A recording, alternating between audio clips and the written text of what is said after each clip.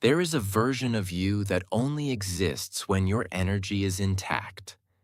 A version that thinks clearly, loves deeply, creates bravely, and responds to life with patience and strength. And there is another version of you that appears when your energy is drained. That version is easily irritated, easily overwhelmed, easily discouraged. It is not that you suddenly became a worse person. It is that your system is running on empty. So if your life often feels like this, you wake up tired. You feel behind before the day even starts. Small problems feel huge. Conversations drain you for hours. Then this message is for you. Today, we are going to talk about what it really means to protect your energy. Not in a vague, just cut off everyone way, but in a grounded, honest way that includes your habits, your relationships, your environment, and your inner world. We will explore why energy is not just motivation, why some people are always tired even when they are not doing that much, and how you can start to treat your energy as something precious instead of acting like it is unlimited. And if content like this helps you feel less chaotic inside and more intentional about how you live, take a moment to subscribe to this channel. That simple action tells the platform and tells me that this kind of depth matters to you. And it gives me fuel to keep showing up here with content that respects your mind, not just your attention span. Now let us begin with a simple idea. Your energy is not just physical. You have physical energy, mental energy, emotional energy, spiritual energy, or what some people call soul energy. All of these interact. If your body is exhausted, your mind gets foggy. If your emotions are overloaded, your body feels heavy. If your thoughts are racing nonstop, your spirit feels numb.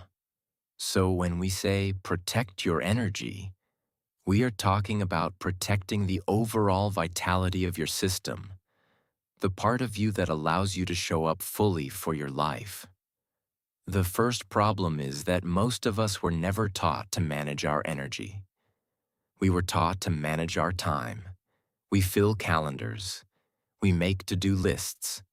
We count hours. But 2 hours of focused, energized work is completely different from 2 hours of distracted, depleted effort. Same time, different energy, different results. So learning to protect your energy starts with this shift. Instead of only asking, how much time do I have? You ask, how much energy do I have, and where is it going? Let us look at 4 main places where your energy either leaks or grows. Your body, your mind, your relationships, your environment. And then we will talk about how to set boundaries without becoming cold, and how to replenish what life inevitably drains. First, your body. Sometimes the most spiritual and emotional problems are also very physical. If you are not sleeping enough, if you barely move your body, if you live on sugar, caffeine, and ultra-processed food, your energy will be unstable. You will have spikes and crashes. You will interpret life through the lens of a tired nervous system.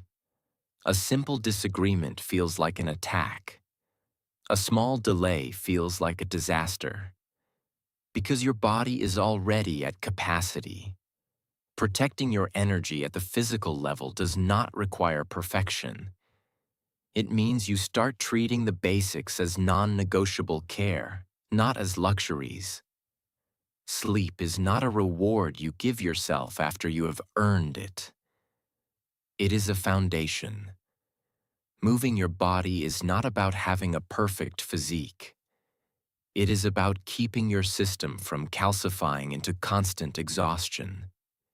Eating in a way that supports you is not about obsession. It is about not constantly fighting against your own biology. You do not need to change everything tonight. But ask yourself, what is one physical habit that quietly destroys my energy every day? Scrolling until 2 a.m., skipping all meals and then binge eating at night, drinking every time you feel stressed. Now ask, what is one small adjustment I am willing to actually keep this month to treat my body with more respect? Protecting your energy starts there. Second, your mind. Your mind can be a garden or a garbage bin. If you feed it a constant diet of panic, outrage, and comparison, your energy will reflect that. Pay attention to what you consume. News, social media, conversations, podcasts. How do you feel after spending time with each of these? Calmer, clearer, inspired, or more anxious, more angry, more empty? Protecting your mental energy does not mean ignoring reality. It means you stop flooding your nervous system with more than it can handle. You do not need to know every scandal happening in the world in real time. You do not need to compare your daily life to the highlight reels of thousands of strangers. Your brain is not built for that. You can set mental boundaries. For example, choosing certain times to check the news instead of all day. Curating your feed so that you follow more creators who teach, uplift, or challenge you in a healthy way, and fewer accounts that drag you into constant outrage or insecurity. You can also practice talking to yourself with more care, because sometimes the biggest energy leak is not the outside world. It is your own voice, that constant internal critic that says, "You are behind. You are failing. You will never change." Protecting your energy includes learning to notice that voice and choosing not to treat it as the ultimate truth. You can respond, "I hear you. You're trying to keep me safe by shaming me. But I will move forward with responsibility, not with cruelty." Replacing self-attack with honest responsibility saves an incredible amount of energy. Third, your relationships. Some people charge your energy. After talking with them, you feel seen, understood, more yourself. Other people constantly drain you. After being with them, you feel smaller, tense, confused, or used. No relationship is perfect. Everyone we love will drain us sometimes. That is part of being human together. But there's a difference between normal friction and patterns that consistently damage your energy. Protecting your energy in relationships means asking tough questions. Who always needs but never gives? Who expects access to your time, your attention, your resources without respecting your boundaries? Who talks to you in ways that leave you doubting your worth? Who pulls you into drama and chaos over and over again? This does not mean you cut everyone out the first time they drain you. It means you notice patterns. You adjust how much of yourself you invest. You stop trying to fix people who have no intention of changing. You accept that some relationships are meant to be more distant than your heart once hoped. Protecting your energy also means honoring the relationships that nourish you. Sometimes we give our best energy to people in places that give us the least, and we give our leftovers to those who actually love us. Rebalancing this is part of the work. Fourth, your environment. The spaces you spend time in send messages to your nervous system. If your environment is always noisy, cluttered, chaotic, your body never fully relaxes. You might not be able to control everything. Maybe you live with family. Maybe your neighborhood is loud. But within the limits you have, you can create small pockets of protection. A corner of a room that you keep tidy and associated with calm. A short walk where you do not look at your phone. Noise-canceling headphones with music that grounds you. Turning off notifications for certain apps so your mind is not constantly pulled in 10 directions.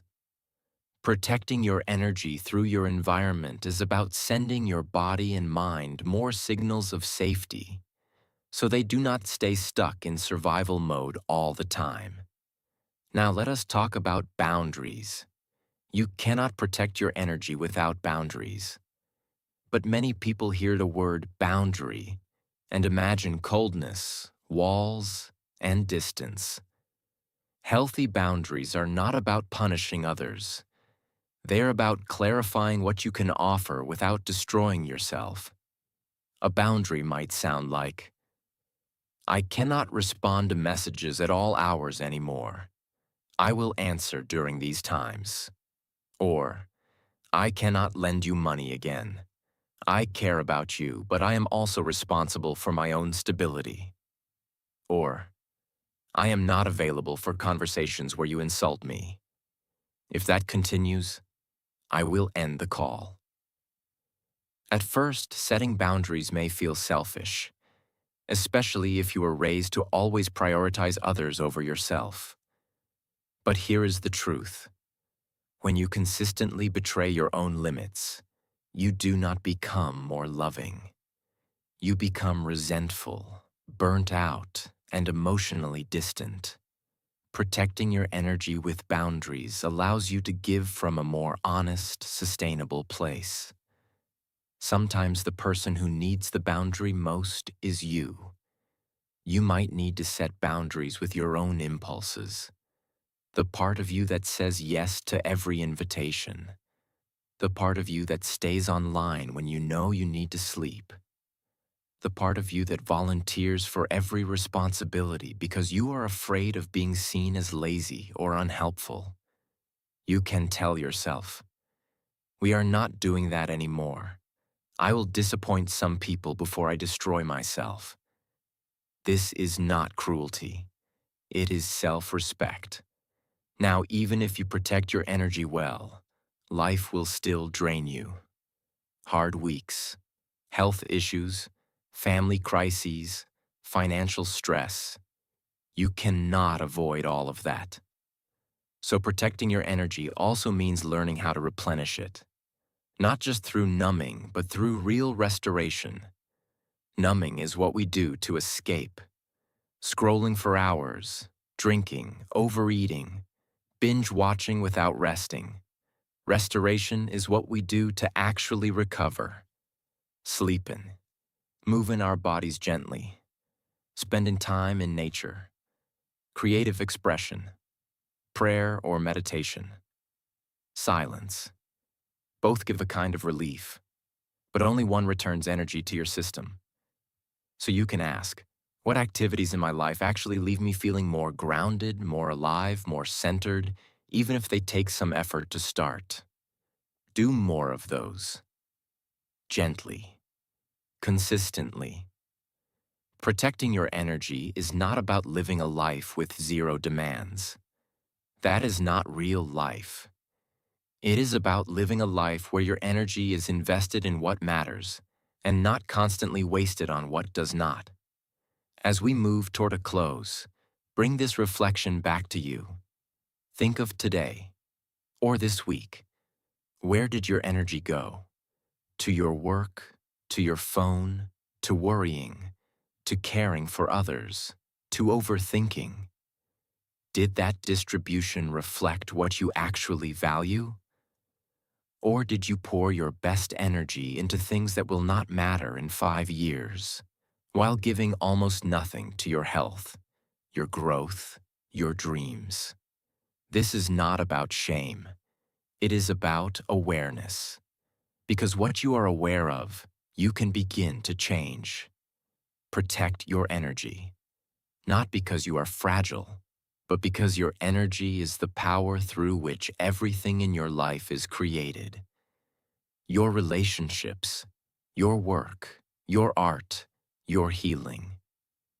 If something in this video spoke to you, share it in the comments.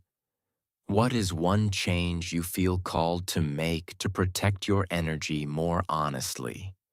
Your decision might be the mirror someone else needs to realize they are allowed to protect theirs too. You do not have unlimited energy, but you do have the ability to choose where it goes, who gets it, and what kind of life you are building with it. Protect your energy, so that the best of you is not only a memory from less stressful years, but a living presence in the way you show up for yourself, for others, and for the quiet, precious life you are still in the process of creating.